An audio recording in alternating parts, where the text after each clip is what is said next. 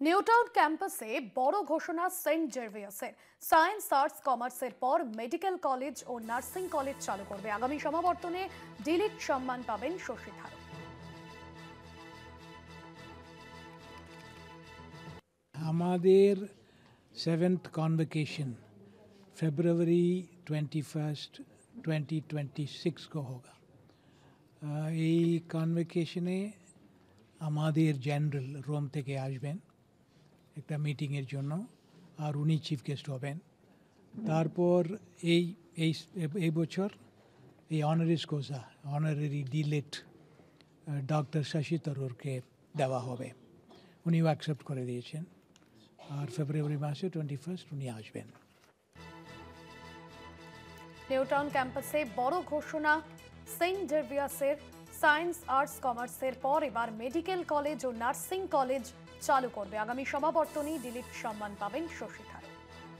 শুভঙ্কর মণ্ডল রয়েছেন আমাদের প্রতিনিধি ফোন লাইনে। শুভঙ্কর, সেন্ট জেভিয়ার্স বিশ্ববিদ্যালয়ের যে নতুন ঘোষণা, কি জানা যাচ্ছে, কি সিদ্ধান্ত নিচ্ছে এখনো পর্যন্ত?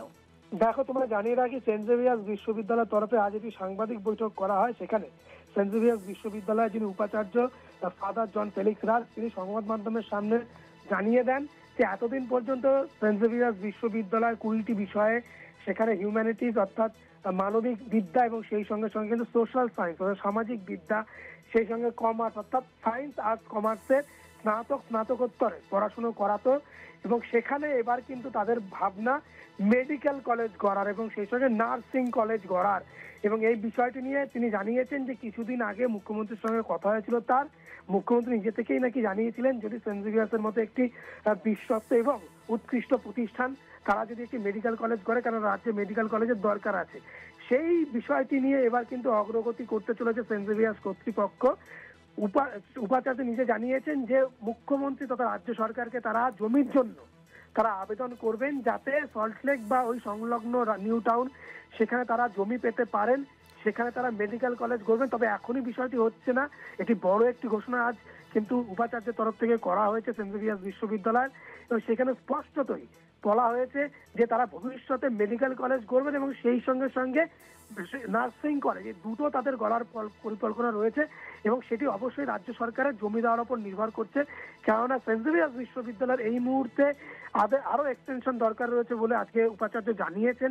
তিনি জানিয়েছেন 10 একর জমি চাওয়া হয়েছে রাজ্যের কাছে, সেটি বিশ্ববিদ্যালয়ের এক্সটেনশন বিল্ডিং বা ভবনের এক্সটেনশনের জন্য, কিন্তু মেডিকেল কলেজের জন্য যেটা দরকার জমি সেটি আলাদাভাবে তারা রাজ্য সরকারের কাছে আবেদন করবেন, তদবির করবেন।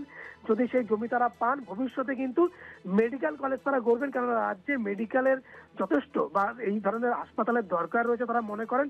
এবং সেইখানে দাঁড়িয়ে স্বাভাবিকভাবেই কিন্তু তারা এই নিয়ে একটি ডক্টর মিটিং তারা করতে চাইছেন রাজ্যের প্রতিষ্ঠিত ডাক্তারদের নিয়ে, প্রতিষ্ঠিত মেডিকেল কলেজের ডাক্তারদের নিয়ে, বাইরের ডাক্তারদের নিয়ে, এবং এক্ষেত্রে তাদের ফান্ডিং এরও প্রয়োজন হচ্ছে বলে যারা জানিয়েছেন।